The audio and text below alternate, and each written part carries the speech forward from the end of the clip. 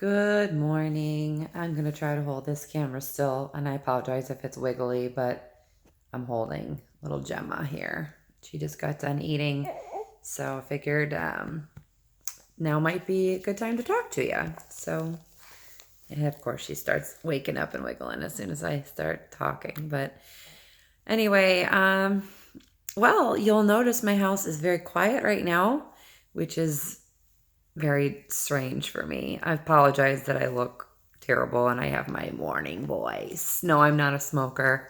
Used to be a long time ago, but this is just my voice in the morning. My wonderful mother took my 4 older children yesterday. We have a lot of appointments this week. So yesterday morning I dropped them off, and then overnight my in-laws had them. So my mom dropped them off over there. And they have a pool, and it's July right now, so they're swimming and having a great time today, and my husband's going to pick them up tonight. And no, this kind of thing never happens. In case you're wondering, oh my gosh, she's so lucky. People just take 4 of her children from her like that. But I am really having a hard time with my postpartum depression and anxiety right now. So my counselor recommended having a break if I can. And since we have so many appointments, I was like, all right, somebody can take them overnight. And thank God for them that they took them for me. So I have a little peace and quiet right now before I leave the house to go to these appointments. And I haven't gotten my contacts in yet. I haven't done anything with my hair. This is my little do-rag that keeps my hair out of my face when I'm busy. These are handy. I love them. Anyway, the reason I'm filming is yesterday, Gemma had an appointment at the hospital, and you guys, some of you know the deal that she's a 26-week preemie. This little Gemma right here. There's little Gemma.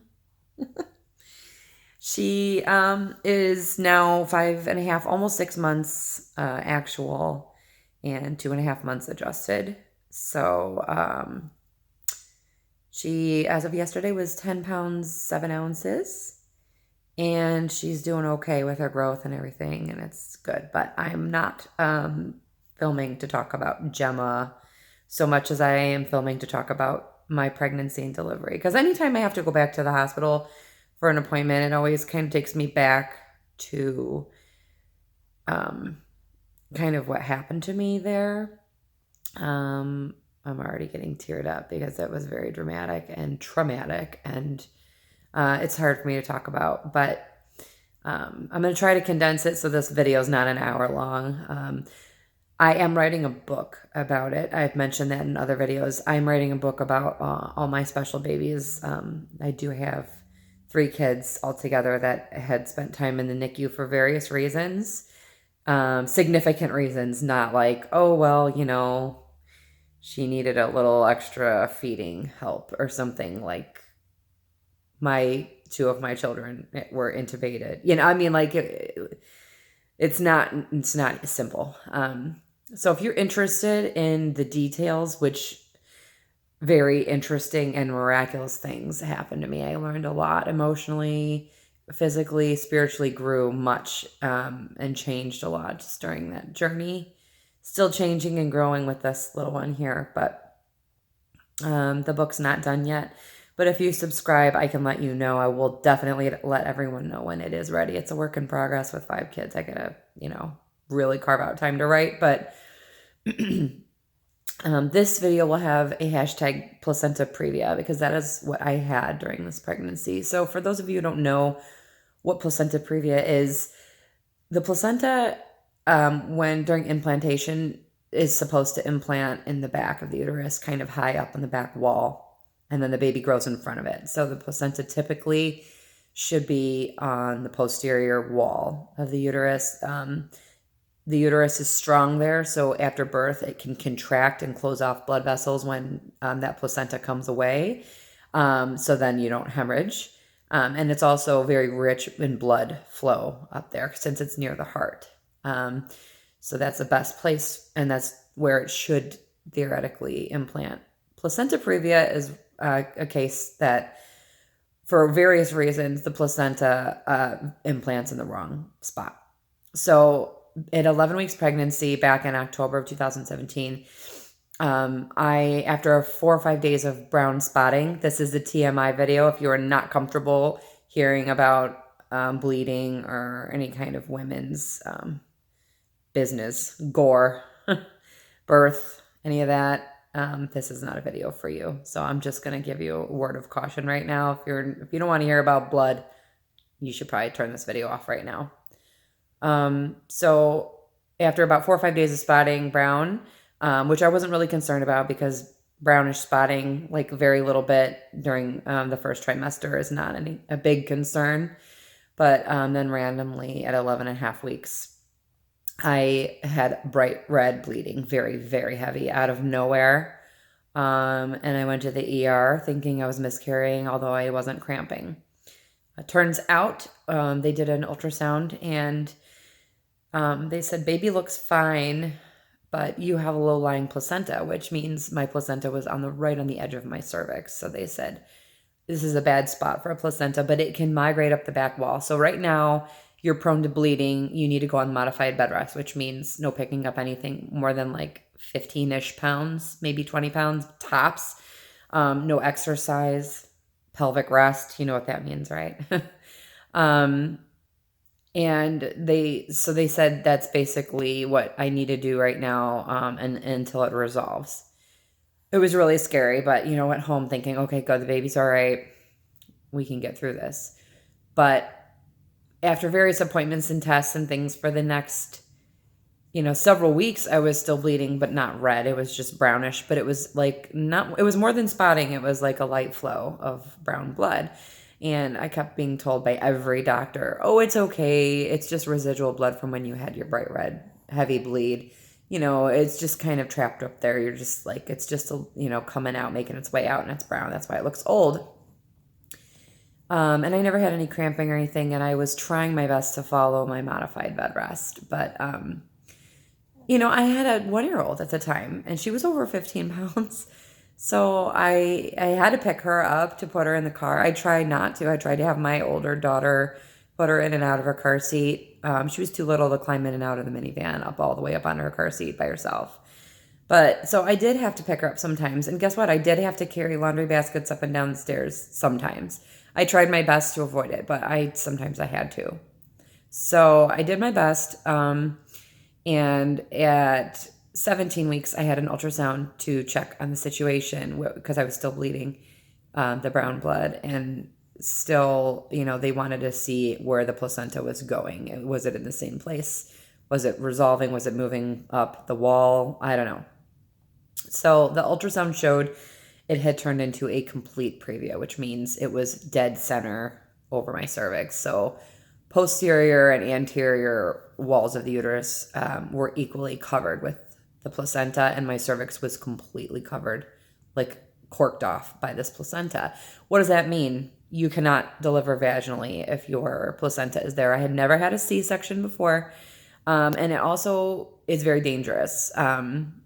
There can be very sudden life-threatening bleeding when your placenta is right there, because the cervix is very vascular and it is not very muscular. So if it starts bleeding, if the placenta detaches a little bit from it and it starts bleeding, it doesn't really have the muscle to close off that blood vessel. So it's fully relying on your ability to clot to stop that bleeding. And sometimes clots don't form very well there either, or fast enough. They were really emphasizing the bed rest, or the modified bed rest at that point of complete previa. So I tried even harder to really follow the rules. But during that ultrasound, they also noticed that I had a clot that was separating the placenta from my cervix. So basically, that bleeding that had happened, the placenta had detached a little bit from the wall of the uterus and caused a clot to form, which is called an abruption. So it was a partial abruption. A little bit of my placenta abrupted. It came away from the wall of the placenta, or the uterus, and formed this clot. So what does that mean when there's a clot in between the placenta and the uterine wall? Well, that means that that part of the placenta is not going to be fed by the blood source from the uterus, which is not a good thing. It also means that if it continues to bleed, that clot will grow and eventually cause enough pressure that the placenta will further detach. So I was very scared and hoping that, things would eventually be okay. But what was I going to do? There's nothing you can do to fix it. The only thing you can do is try to not overdo it and make yourself bleed more. So 2 weeks later, 19 weeks pregnancy, I had another episode of red bleeding. After 8 weeks of brown blood, it was like even heavier this time. And I went to the hospital and I was so worried, 19 weeks.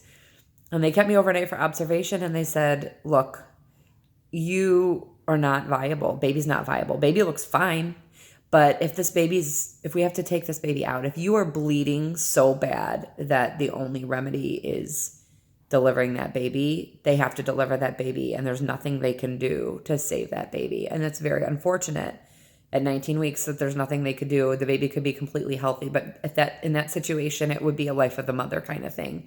That if we don't deliver this baby, that this bleeding is not going to stop and the mother and baby are both going to die. So I was so scared, but they said, look, at this point, this was like a very heavy, heavy period. They said, you're bleeding badly, but we're hoping it's going to back off, but you don't need a transfusion yet. Your hemoglobin's okay, so go home. And if it gets worse, then you need to come back. So I went home, and for the next 2.5 weeks, I was put on full bed rest, so on the couch or in the bed all the time. I had to have family members and friends helping out with the kids. It was awful, but thank God for family and friends that care enough to make time to do that and help out. But I went home and for 2.5 weeks bled like a heavy period, passing clots, sometimes larger than a quarter, up to the biggest one I think was maybe almost the size of a golf ball at home. Pain with passing the clots, but never cramping otherwise, but constantly anxious. I was just in a state of fear and anxiety like all the time, just afraid of what was going to happen to me, what was going to happen to the baby. And at 21.5 weeks, I had a follow-up ultrasound, and he said that he saw 2 areas of abruption. So by that point, my placenta had detached in 2 places. But by that point, the bleeding had kind of gone back to brown. It was still bleeding. I was still bleeding, but lightly and brown. So not spotting, but bleeding. He said, look, these abruptions can heal. And this placenta can still migrate up the back wall of the uterus. And if it does, you might be okay. Like this, you could make it to term. Could. That was the word there. I was not really hopeful. I was trying to be optimistic, but I was like, I just know in my gut that that's not how it's going to be. But he said to get steroid shots for the baby's the lung development at 23 weeks, and to transfer my care to that maternal fetal medicine specialist just in case. So at that point, I was going through my community hospital, and this doctor was a maternal fetal medicine specialist from a tertiary hospital in Chicago. I'm about an hour out of Chicago. And with traffic, it can be like 2 hours. And I was like, well, I don't want to end up transferred to that hospital, because the hospital I was at can't accept a premature baby under 32 weeks. So if I had delivered before then, my baby would have been sent out. And if I would have gone there with very heavy bleeding, they would have delivered me and sent out the baby, or they would have transferred me up into Chicago. And I just didn't want to end up there, because there's other good hospitals outside of Chicago that are easier to access traffic-wise than the ones in Chicago, even though those hospitals are great. I have had an experience with a baby being transferred before, and it just about killed me when they took my baby away from me. So that's something I never wanted to happen again. So I transferred my care, and they said viability is 23 weeks. So if you end up with a heavy bleed before 23 weeks and we have no choice but to deliver, there's pretty much nothing we're going to do to try to save your baby, which that's like a nightmare. That you could be 22 weeks pregnant and they could be like, well, sorry, we're not going to be able to do anything for this baby. So I was just praying, God, please get me to 23 weeks. That was my goal. And so I remember day by day, one day closer, at home on bed rest, miserable. I transferred my care to a hospital that was about a half an hour away. And I had my first appointment scheduled for when I was going to be 23 weeks and 2 days. So the day I made it to 23 weeks, I remember I was clicking my heels. Thank God I'm at 23 weeks now. This baby's viable. Yes, it's very early. If I delivered, there's still not a great chance that the baby would survive, but at least they would try their best. And it's possible. I believe the survival rate for a baby at 23 weeks is only about 30 to 40% chance of survival. So a greater chance that the baby's not going to survive, but still it was something to hold on to. And 2 days later, I went for my appointment, still bleeding my brown blood. Saw my new doctor. She was fabulous. And she said, like, look, this is very serious. You need to go to our maternal fetal medicine specialist. We do need to get these steroid injections going and, develop a plan for you. And so I felt much better that I was in a place where if I delivered my baby that early, they could keep the baby there and not transfer. And also that I was in more capable hands in case I had a really bad bleed, which I knew at that point was very possible that I could end up with a very heavy bleed all out of nowhere.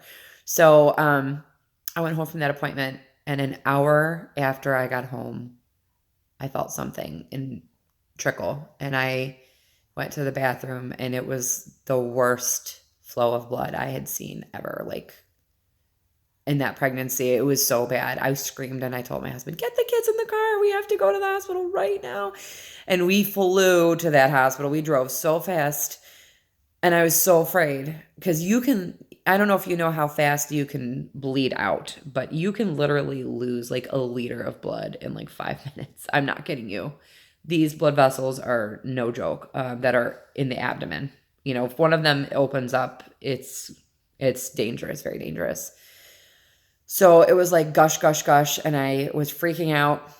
And literally, we're Catholic. We pray the rosary on the way there. I'm like, God, please, please, please stop this bleeding, and please let us get there safely and in time. And thank God I gushed at home, got in the car, and there was like pretty much nothing on the way there. I can't even believe it. Got to the hospital, almost nothing. And they were like, oh, why are you here? And I'm like, you don't even understand how much blood I just saw at home. And they were like, okay, well, we're going to admit you overnight and then develop a game plan. We'll have maternal fetal medicine see you tomorrow. So this was in the evening on a Thursday. So Friday, I stayed there. My kids went home with my husband. And then they ended up at my parents' house, and my husband came back, stayed with me.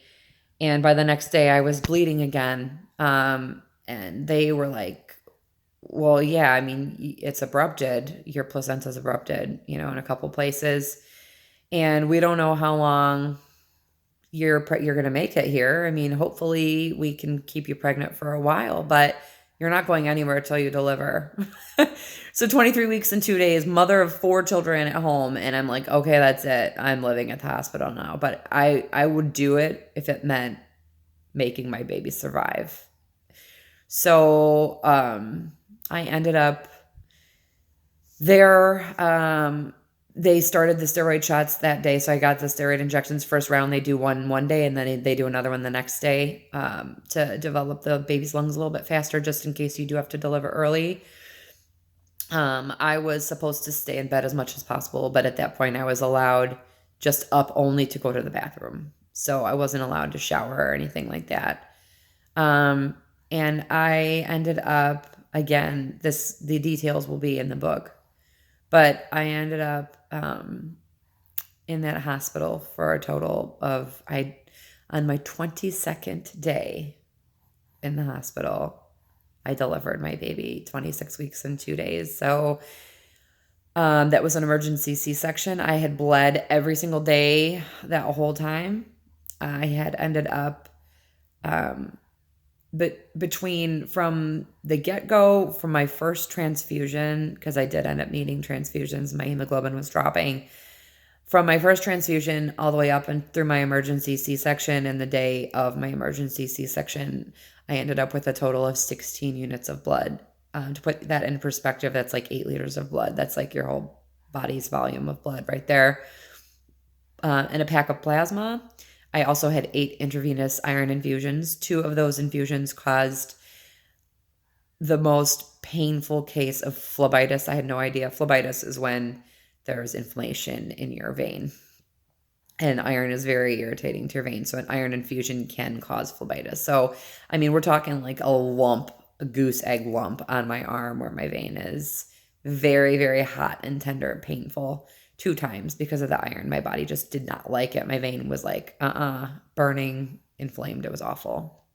But after 5, I think it was, my 5th day in the hospital I was 24 weeks to the day, and I ended up on magnesium sulfate because I passed, I know this is gross, but a lot of clots plus blood and in one pad, and it was 650 cc's. So that's more than a pint on one pad. A pint is 500 cc's. So, and I was contracting, and they were like, they put me on magnesium sulfate because we thought we were going to have to deliver again. That was 24 weeks to the day. Terrifying, but I made it through that day and more. But I ended up, after that, put on complete bed rest. I wasn't even allowed to sit up past 45 degrees unless I was on the bedpan. And the only time I was allowed out of bed was to use the bedside commode. So they gave me that option once a day to use the commode versus the bedpan. I had to have bed baths like nursing home style. Like 2 people came in with like buckets of water and cleaned me and had me roll on my side, and they put a basin under my head and washed my hair. It was so humbling, and I'm so grateful for all the people involved in patient care. Thank God bless our nurses and our techs and all the people who help. And they cared for me so well, and it just got to a point where my abruption got so bad.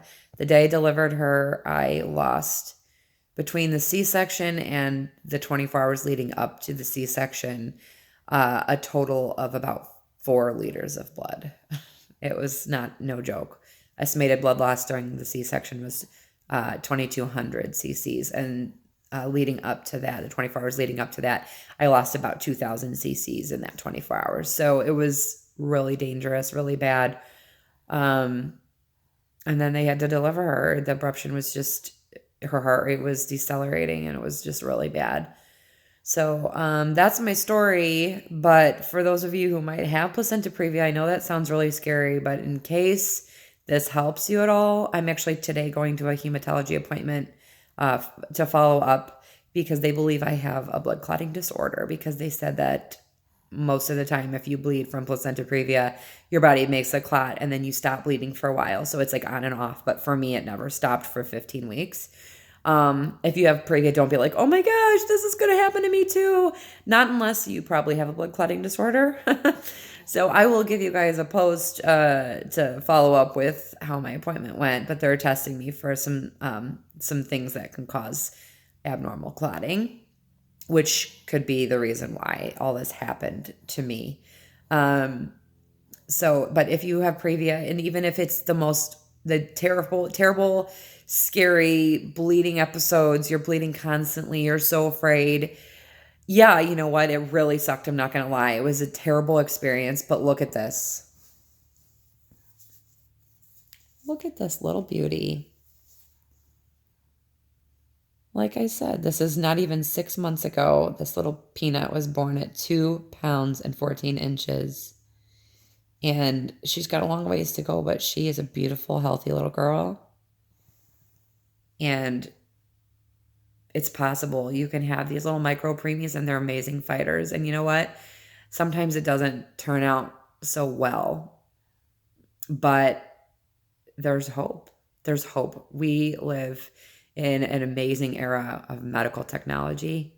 So take a deep breath, say a prayer, and just know that you have the capacity to get through this.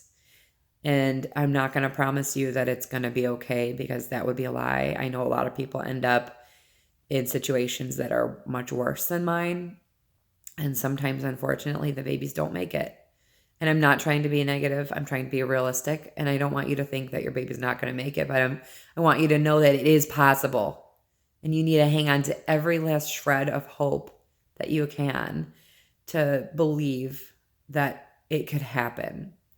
And at the same time, as hard as it is, don't set an expectation for what's going to happen. Just go along for the ride and let it change you into a different person, because that's why we're given these situations in life, these hardships. It's not to fall down and cry. And you know what? Like I said, I have postpartum depression, I have PTSD, I have anxiety, but I've changed and grown a lot too. So you have to allow these things to change you for the better, because when all is said and done, years down the road, if you allow it to change you for the better, that is what you're going to get out of it. You're going to move forward and become a better person. It's going to give you empathy. It's going to give you understanding, maybe patience, definitely wisdom, experience. So just keep all that in mind. I'm going to let you go. It's been a long post, but I've got to get ready for my appointment. So God bless all of you. You guys have a great day, and we'll see you later. Bye-bye.